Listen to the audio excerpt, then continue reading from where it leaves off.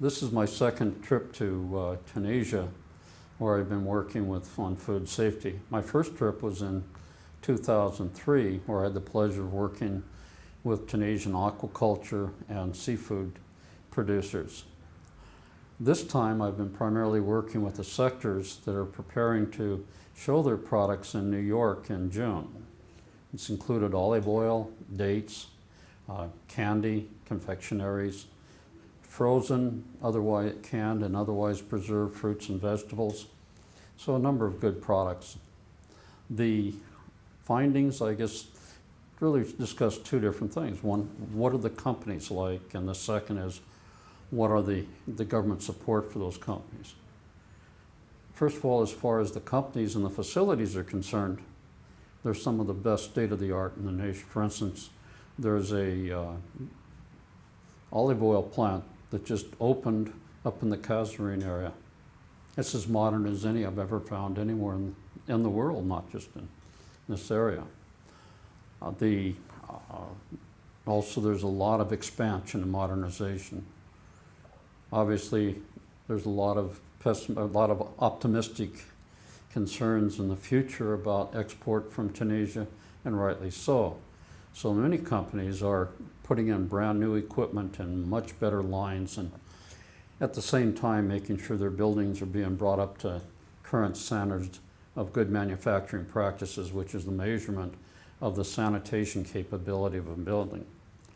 So sanitary and hygiene is important here, and the companies are working to ensure that the exports meet the requirements of the European Union, the US, and other international markets. A good example of this was last week. Last week we provided training for the preventive control qualified individuals. This is a requirement under the new Food Safety Modernization Act in the United States. Every company that desires to export to the US has to have one of these people in their company supervising their food safety programs.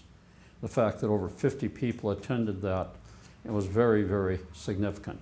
The other is the government support. It doesn't do any good to have good companies and if they don't have proper government support. The government of Tunisia recognizes the importance of being able to export and produce for their own domestic consumption safe and high quality food. The infrastructure that they develop here is excellent. For instance, we not only have good laboratories, but Tunisia has very good highways, excellent electric grid, very reliable compared to most countries I've been working in lately, as well as ports and airports with international connections. In addition, every plant that I visited had a safe municipal water supply. I can't emphasize how rare that is in most countries in the Middle East and North Africa. In addition, Tunisia has established a system of standards that are equal to those required by Codex Alimentarius and international standards, basically. And they enforce them. And support directly for export, no one can export any product from Tunisia unless it meets phytosanitary requirements, microbial as well as pesticide, and additional standards of identity. That means if a person buys something from or imports something from Tunisia, they know it's going to be safe and they know it's going to meet the standards of what they ordered. Example of this is olive oil, where in Tunisia it's against the law to import olive oil and then turn it around and export it. That means that when a person buys Tunisian olive oil, they know they're getting the high quality Tunisian oil that they are ordering. That's not the case, unfortunately, in many other countries exporting olive oil.